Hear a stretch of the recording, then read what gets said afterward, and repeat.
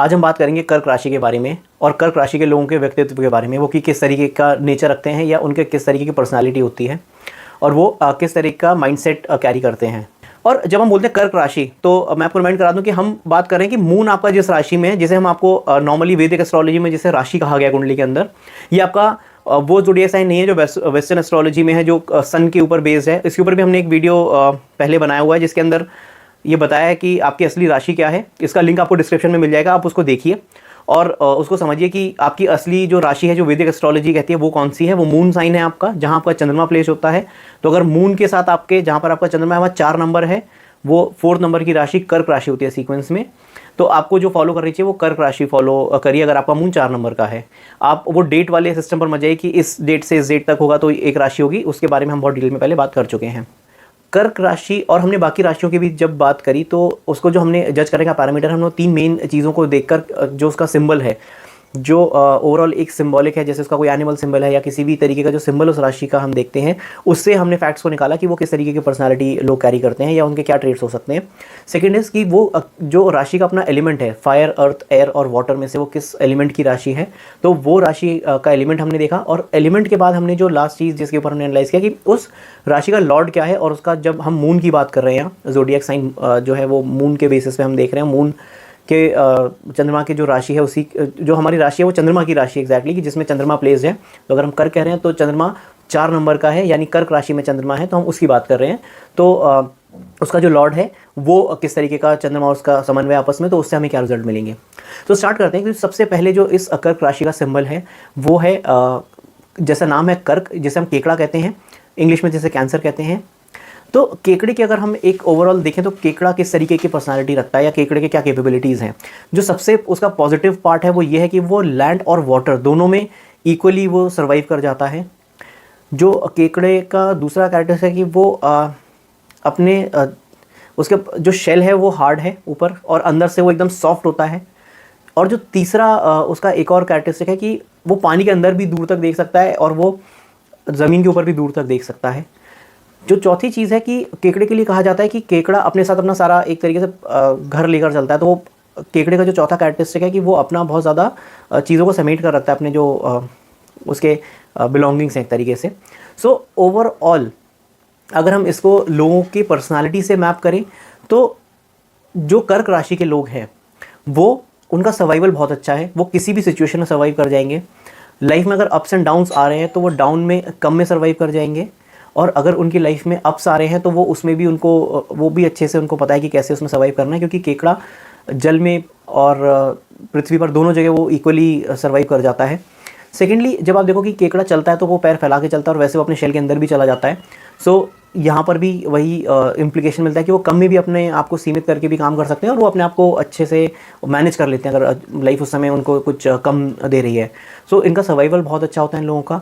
ये अपना, जैसे हमने कहा कि केकड़ा अपने साथ अपने ऊपर सारा अपनी बिलोंगिंग्स लेकर चलता है, तो इसको हम मैप करें तो केकड़ा अपनी बिलोंगिंग्स को लेकर चलता है। यहाँ पर जो लोग हैं वो जो कर्क राशि के लोग हैं वो अपने साथ वालों को, अपने परिवार को जोड़ कर रखते हैं। आप कर्क राशि के व्यक्ति को देखिए तो कर्क अगर किसी की राशि है वो अपने परिवार के बारे में जितनी चिंता करेगा, जितना वो उसको साथ लेकर चलेगा, तो वो एक ब्रिज का काम करेगा पूरे कुटुंब में। तो कर्क राशि के एक ये स्पेशलिटी भी है। तीसरा है कि दूर का विजनरी। कर्क राशि का व्यक्ति बहुत दूर की सोच कर चलता है। उसको दूर का विजन पहले आ जाएगा कि अगर आज मैं स्टेप उठाऊंगा तो उसका फ्यूचर क्या है। तो बहुत कैलकुलेट किए बिना ही वो निकाल लेगा चीज़ों को कि किस तरीके की आगे इम्प्लीकेशन आएंगी और उसके बेसिस पे अपना एक्शन लेता है। सो ये 3 इंपॉर्टेंट चीज़ें हैं जो कर्क उसके सिंबल से हमें मिलती हैं। और अगर हम इसको अब मर्ज करें जो इसके एलिमेंट है, तो अब देखिए जल एक एलिमेंट है और इन लोगों का लगाव जो है वो जल से बहुत ज़्यादा है। तो प्रोफेशनली अगर ये लोग जैसे मरीन इंजीनियरिंग में या नौसेना में या उस तरीके का जो भी वाटर रिलेटेड काम होते हैं उसमें इन लोगों का मन लगता है और ये वहाँ पर भी कंफर्टेबली काम कर सकते हैं।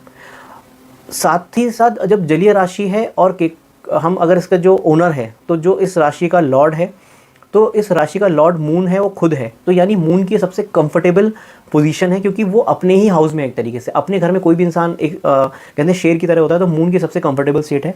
इससे पॉजिटिव और नेगेटिव दोनों इंप्लीकेशन मिलते हैं। अगर मून की पॉजिटिव स्टेट है, पॉजिटिवली वो इंसान सोच रहा है, तो वो सब कुछ बहुत जल्दी किसी चीज़ से वो नहीं होगा, इधर से उधर नहीं होगा, वो उसको पता है कि ये चीज़ निकल जाएगी, या अगर ख़राब टाइम है तो अच्छा आएगा, तो वहाँ पर वो मून बहुत शांत स्वभाव से पेश करेगा। दूसरा, अगर इसका जो नेगेटिव साइड है वो ये है कि किसी भी चीज़ नेगेटिविटी के ऊपर एक्शन भी लोग देर से लेते हैं, तो एक्शन लेने में भी देर कर देते हैं, क्योंकि वहाँ पर मून माइंड बहुत ज़्यादा कंफर्टेबल स्टेट में रहता है। और जैसे मून हमेशा स्टेबल नहीं रहता, कभी बढ़ता है, कभी कम रहता है, कभी ज़्यादा रहता है, उसी तरीके से ये लोग भी कभी एकदम हाई माइंडसेट में होंगे और कभी एकदम आपको डिप्रेस स्टेट में मिलेंगे। बट हाँ, क्योंकि मून डिप्रेस स्टेट में बहुत ज़्यादा नहीं आता, अगर अमावस्या है तो वो भी जल्दी निकल जाती है, 15 दिन में पूर्णमासी आती ही है।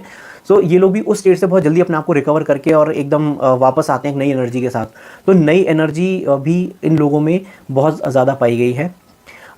कर्क राशि में जब हमने बात करी कि इंसान अडेप्टेबिलिटी है इसके अंदर, तो अडेप्टेबिलिटी में ये भी आता है कि अगर आप आज अगर कोई बहुत बड़ी और महंगी गाड़ी में जा रहा है वो पर्सन, और कल को चीज़ अलाउ नहीं करी, तो वो छोटी गाड़ी में भी उतनी ही खुशी से अपने आप को मैनेज कर लेगा, और कल को फिर अच्छा जब स्थिति आएगी तो वो अपने बड़ी गाड़ी या बड़े लग्जरियस चीज़ में अपने आप को ढाल लेगा।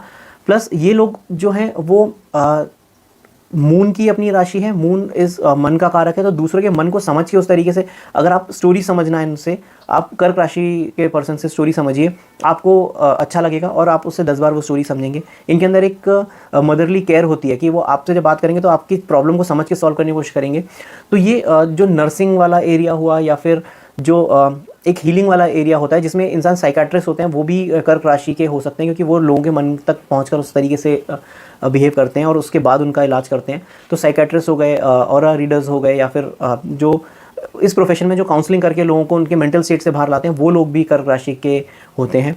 तो ये भी एक कर्क राशि वालों को बहुत अच्छा एंगल है कि वो किसी को भी ऐसे जब काउंसिल करते हैं, किसी को भी स्टोरी सुनाएंगे या कुछ भी चीज़ को परस्यू करेंगे, तो वहाँ पर सामने वाला उसको वो चीज़ ग्रास्प जल्दी करेगा कर्क राशि वालों से।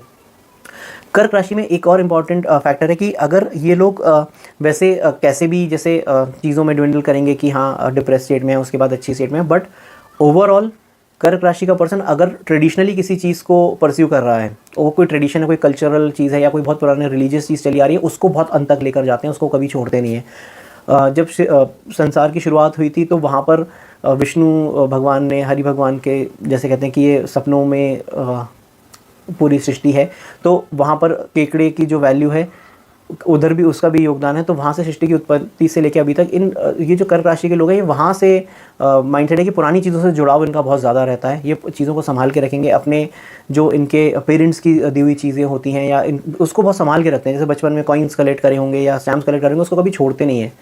सो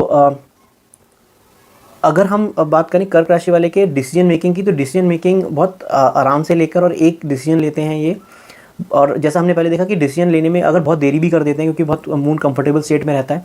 कर्क राशि वाले चंचल भी होते हैं, और क्योंकि यहाँ पर मून के ऊपर किसी और का कंट्रोल नहीं है, तो मून अकेला एक चंचल प्लैनेट है, तो बहुत ज़्यादा चंचल भी अंदर से होते हैं ये लोग। और जैसे केकड़ा होता है, उसके ऊपर एक उसका जैसे सतह स्ट्रांग होती है और अंदर से वो एकदम सॉफ्ट होता है, तो बाहर से कितने भी क्रूअल हों, ये अंदर से बहुत सॉफ्ट और जोवियल आपको मिलेंगे, बहुत लाइवली पर्सनालिटी अंदर से होते हैं। बट इट इज़ जस्ट कि आपको बाहर से लग रहा है क्रूअल है, जब एक बार कोई इनसे अच्छे से फ्रेंडशिप कर जाता है, या इनके फ्रेंड जो इनके क्लोज होता है, उसको वो एनर्जी मिलती है जो इनके अंदर होती है, और उससे ये एक बहुत ज़्यादा लोगों को इन्फ्लुएंस करते हैं। तो इन्फ्लुएंस करने में लोगों को अपनी बातों से बहुत ज़्यादा प्रभाव छोड़ते हैं, अपने टैलेंट का और अपने नॉलेज का। आगे अगले वीडियो में बात करेंगे सिंह राशि के बारे में। तब तक के लिए नमस्कार।